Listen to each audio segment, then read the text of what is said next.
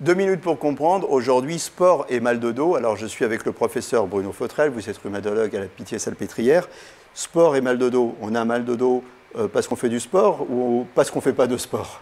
Alors, je vais plutôt dire on a mal au dos parce qu'on ne fait pas de sport. Après, il y a des sports où on peut se faire mal au dos. Le tennis, par exemple, le golf. L'haltérophilie. L'haltérophilie. L'haltérophilie est un sport à part parce qu'il y a quand même des contraintes sur le dos qui sont très importantes. Le tennis ou le golf, c'est un mouvement de la colonne vertébrale qui, de temps en temps, peut aboutir à faire mal au dos. Mais en pratique, on s'aperçoit que les joueurs expérimentés, finalement, ils ont très peu mal au dos.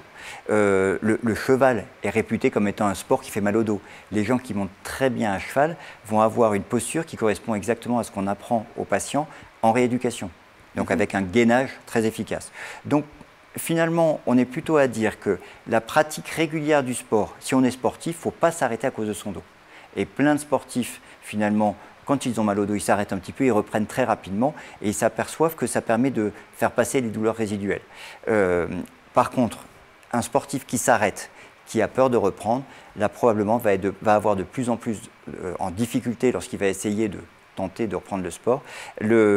C'est vraiment quelque chose qu'on essaie d'accompagner en disant aux patients, vous étiez sportif, vous avez mal au dos, reprenez ce sport que vous aimez et petit à petit, vous allez voir que vous allez retrouver vos performances. À l'inverse, les gens qui ne sont pas sportifs et qui commencent à avancer un petit peu en âge, qu'est-ce qu'on leur recommande? La natation, la marche? Alors la natation est un sport qui est suffisamment doux, on n'a pas besoin de se porter, c'est l'eau qui nous porte. La marche, très bien. La marche nordique avec les bâtons, c'est excellent également.